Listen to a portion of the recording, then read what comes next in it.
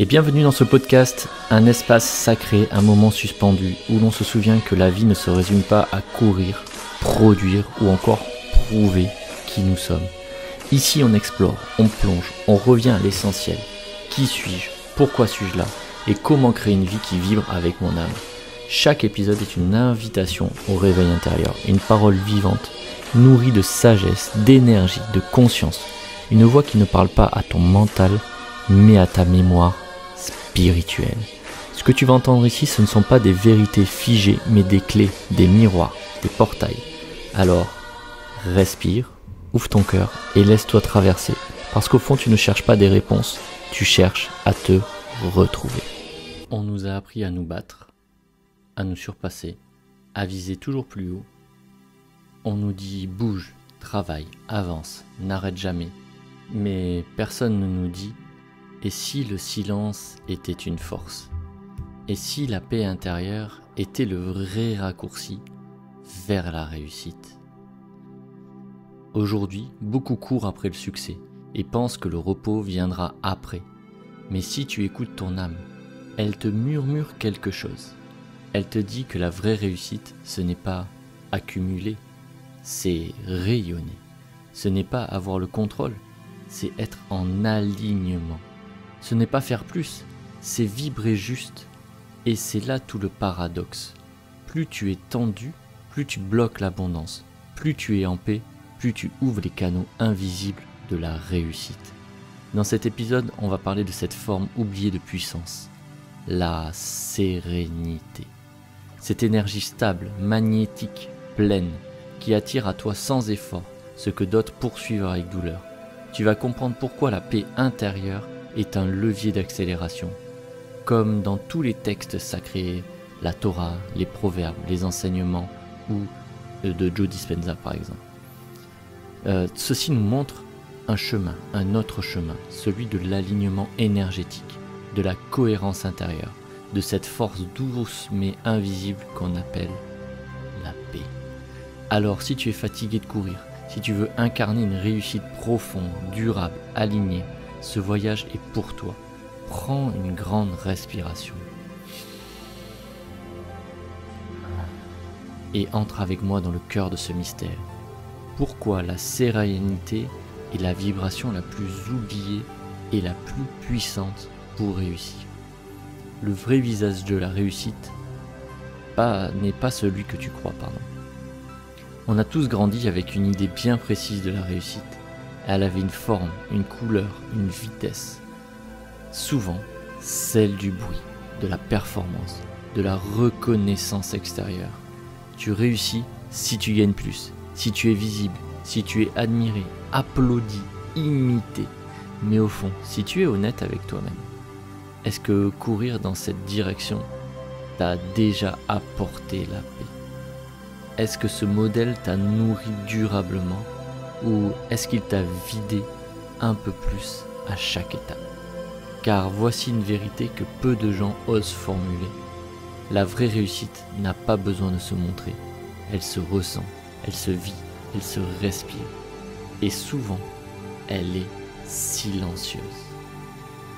Dans le texte des secrets de la réussite, il est dit que la paix intérieure est une bénédiction plus rare que l'or. Parce qu'elle n'est pas spectaculaire, elle ne crie pas, elle ne s'impose pas. Mais quand tu l'as en toi, tout s'ouvre. Joe Dispenza nous explique, le confirme plutôt dans ses recherches, lorsque tu entres en cohérence cœur-cerveau et lorsque tes émotions sont stables, calmes et alignées, alors ton champ électromagnétique devient cohérent. Et c'est de cette cohérence invisible que, en fait, tu crées tous les événements justes et bien sûr, tu vas croiser les bonnes personnes en prenant des bonnes décisions. Autrement dit, plus tu es calme à l'intérieur, plus la vie devient fluide à l'extérieur. C'est tout le paradoxe. Ceux qui réussissent vraiment ne sont pas les plus rapides, mais ceux qui vibrent la paix. Et cette paix n'est pas un luxe, c'est un choix, une discipline, une posture énergétique. Il y a aussi dans un texte biblique, regarde des grands sages, ne cours pas. Moïse méditait sur une montagne. Salomon, le roi de la sagesse, gouverner avec lenteur et discernement. Même Jésus, qui était essénien, dans sa marche prenait le temps de s'isoler dans le désert. Pourquoi ? Pour retrouver son axe. Il savait que la réussite sans paix n'est qu'une illusion brillante. Et toi, aujourd'hui, es-tu prêt à changer l'image que tu as de la réussite, à faire passer ce rayon à l'intérieur de toi, à voir que la paix intérieure est peut-être un plus grand capital. Aujourd'hui, on va aller explorer ce paradoxe sacré. Et si ta paix intérieure était ta plus grande puissance? Et si c'était ce calme en toi qui changeait tout? Ta vibration, ton impact, tes résultats. Je vais t'amener dans un espace où la réussite n'est pas une épreuve, mais une expression. Un espace où l'âme respire, où l'univers écoute, où l'abondance vient sans forcer. Bienvenue dans cet épisode de Multivers où aujourd'hui on va changer la fréquence. Les fausses oppositions paix intérieure vice ambition. Depuis des siècles, on oppose le spirituel au matériel, comme si vouloir la paix intérieure t'obligeait à renoncer à la paix extérieure, comme si l'ambition était un poison de l'âme. Mais qui a écrit cette loi ? Qui a dit qu'il fallait choisir entre méditer en paix et vivre dans l'abondance, entre l'élévation de l'être et l'expansion du faire? Ce n'est pas la paix qui est un frein à la réussite, c'est la fuite de soi, c'est l'obsession du contrôle, c'est la peur déguisée en ambition qui finit par te consumer. Regarde autour de toi, combien d'entrepreneurs, de leaders, de visionnaires réussissent et pourtant tombent malades, explosent en plein vol, brûlent de l'intérieur malgré les apparences de succès. Ils ont confondu les tensions avec l'exigence, la pression avec la discipline, le stress avec la puissance. La vérité, c'est que la sérénité n'est pas un ralentissement, c'est une autre fréquence de performance. Quand ton corps est tendu, quand ton corps est détendu, ton cerveau est plus clair. Quand ton cœur est en paix, ton intuition devient plus tranchante. Quand ton énergie est alignée, tes actions deviennent plus précises, puissantes et efficaces. On peut appeler ça la paix intérieure. La paix intérieure, c'est pas un luxe mystique, c'est une technologie intérieure, un état vibratoire, une porte d'accès à ton pouvoir créateur. Dans le Talmud, il est dit « Dieu ne réside que dans le lieu de paix », ce qui veut dire que si tu veux manifester avec le divin, commence par pacifier ton espace intérieur. Ce que tu crois être un choix, une paix ou ambition, n'est en réalité qu'un leurre. Tu n'as pas à choisir, tu dois intégrer, réconcilier le calme et la conquête, la sagesse et la stratégie, le silence intérieur et l'impact extérieur. Ce qu'au fond, en fait, ce n'est pas la paix qui t'éloigne de ton succès, c'est l'agitation intérieure qui t'occupe. Car il y a ce qu'on appelle les lois de l'harmonie, la neurochimie, la vibration et la réception. Si tu veux comprendre pourquoi la sérénité est un levier de succès, il faut plonger dans les lois invisibles, pas seulement les mystiques. J'aimerais qu'on aille aujourd'hui un peu plus dans le biologique, d'accord ? La neurochimie de la performance pacifiée. Quand tu es en paix, ton corps sécrète moins de cortisol, qui est l'hormone du stress, et plus de sérotonine et d'ocytocine, qui sont les messagers du plaisir et du lien, et de la confiance aussi. Le cerveau humain ne fonctionne pas de manière optimale sous pression chronique, sous stress. Ton cortex préfrontal, responsable de la clarté, de la planification, de la stratégie, va se mettre en veille. Tu passes en mode survie, combat, fuite ou, je vais appeler ça la paralysie. A l'inverse, quand tu es en cohérence cardiaque, respiration apaisée, présence à toi, ta biologie devient ton allié. Tu penses mieux, tu ressens mieux, tu décides mieux. La paix intérieure, ce n'est pas l'inaction, c'est un accès direct à ton cerveau exécutif. C'est un mode d'efficacité élevé et durable. En la vibration, en fait, tu ne reçois que ce que tu es capable d'émettre. En fait, plus concrètement, tu vas manifester le niveau de fréquence sur lequel tu es. C'est ce que nous dit la loi de la résonance. Ce que tu vibres, tu le crées. Mais attention, ce n'est pas une formule magique, c'est une réalité électromagnétique. Ton cœur émet un champ mesurable, des milliers de fois plus puissant que ton cerveau. Ce champ, s'il est cohérent, calme et focalisé entre résonance et le champ unifié dont nous parlent les mystiques et même les physiciens quantiques, le champ va répondre pas à ce que tu veux, mais il va répondre à ce que tu es. Donc si tu veux attirer l'abondance, la paix et la fluidité, il ne suffit pas de les désirer. Tu dois incarner ces états, vibrer déjà en toi la version de toi qui les manifeste. Et derrière, il va se passer la troisième loi qui s'appelle la réception. La paix intérieure rend réceptif aux synchronicités. Le bruit intérieur crée de la surdité. Tu n'entends plus les signes, tu rates les opportunités, tu passes à côté de ton intuition. Mais quand tu deviens un espace paisible, comme une mer calme, les messages de l'univers deviennent un peu plus audibles. Et tu te mets à concevoir des idées, des connexions, des réponses. Dans la Kabbale, on dit que la paix intérieure est la vessie du Saint-Esprit. C'est intéressant de voir ça. La vessie, c'est le récipient sacré capable de contenir cette lumière divine. Tant que ton être est agité, tu fuis ce que le divin veut t'envoyer. Mais la vraie question n'est pas comment obtenir plus, mais suis-je prêt à recevoir en paix ce que j'appelle de mes voeux? J'aimerais te faire un point sur les ennemis invisibles de la paix intérieure. Si la sérénité est un levier sacré, alors il faut aussi nommer les saboteurs. Pas ceux que tu vois, mais ceux qui vivent à l'intérieur de toi, masqués sous des réflexes, des pensées ou des émotions automatiques. En un, ça va être l'attachement au contrôle. Le premier ennemi de la paix, c'est le besoin de tout maîtriser, ce qui ne peut pas l'être. Vouloir contrôler les autres, l'avenir, les circonstances. C'est vivre dans une tension permanente. Moïse lui-même a chuté, dans un instant de colère et de contrôle quand, au lieu de parler au rocher, il l'a frappé. Cette scène biblique n'est pas anodine.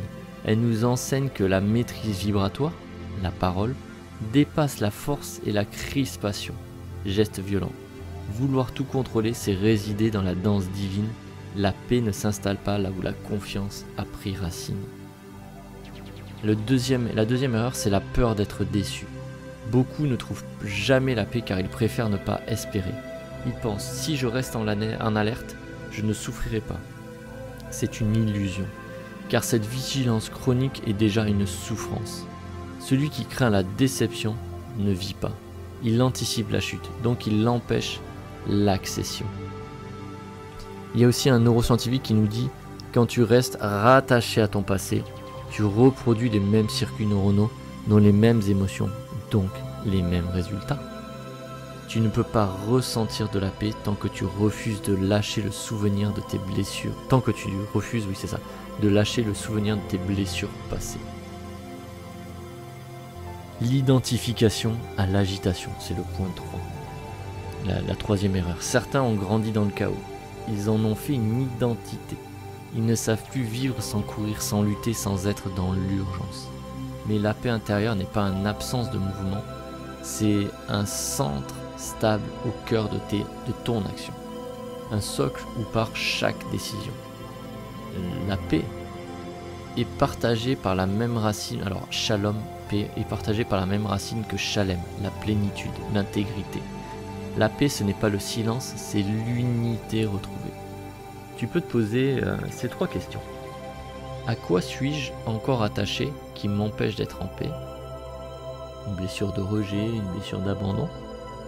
Quel passé non digéré sabote mon présent? Quelle identité agitée me semble plus sûre que le calme absolu? La paix est toujours disponible, mais elle ne s'impose jamais. Elle s'invite quand tu choisis de t'aligner avec elle. Maintenant, j'aimerais qu'on arrive sur l'avant-dernière partie, c'est comment créer du succès depuis la paix. Et si tu t'étais trompé?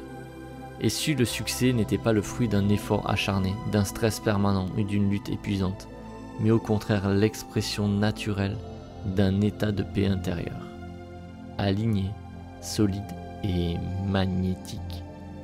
Le succès comme résultat d'un état intérieur. Point 1 de ce chapitre.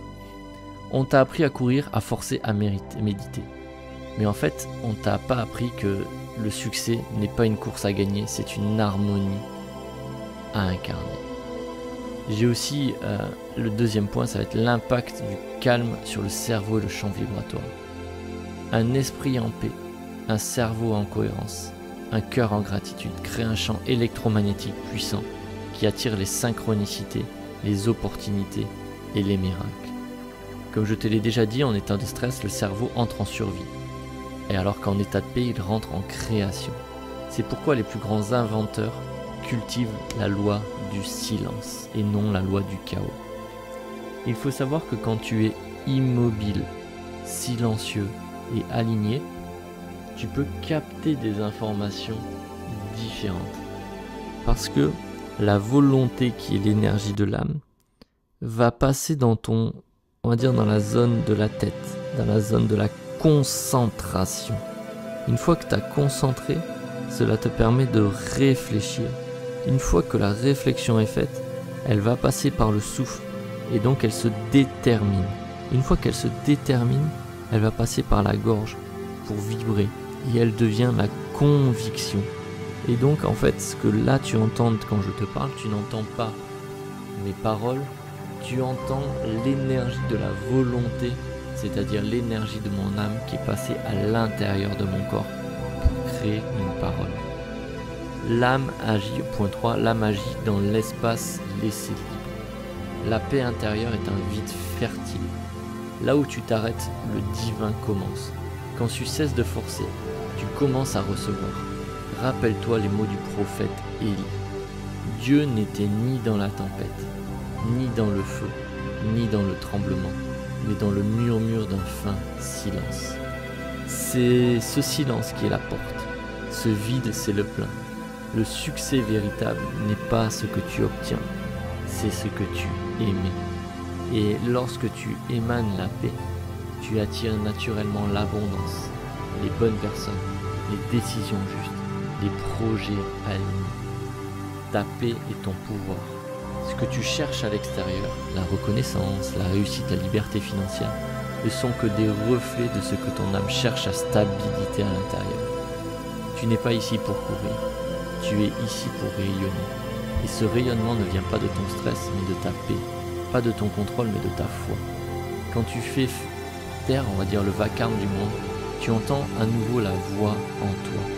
Et cette voix te montre le chemin. Un chemin fait de cohérence, de silence fécond, de décisions alignées et d'une réussite qui ne détruit rien mais qui t'élève. Souviens-toi, tu n'as pas à te battre pour mériter. Tu n'as pas à t'angoisser pour réussir. Tu as juste à incarner une paix tellement profonde que le monde extérieur finit par s'aligner. Ta paix est ton pouvoir. Ta paix est ton accès direct à l'abondance véritable. Si tu veux aller plus loin, vraiment plus loin, je peux t'inviter à rejoindre notre canal, groupe WhatsApp où je donne beaucoup plus de messages.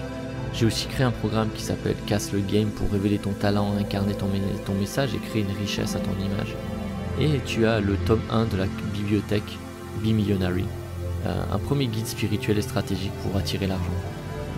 Si cet épisode t'a parlé, t'a apaisé, t'a inspiré, alors tu peux t'abonner, le partager, diffuse la paix et j'espère que le changement va commencer en toi. A très vite dans un des prochains épisodes de Multiverse.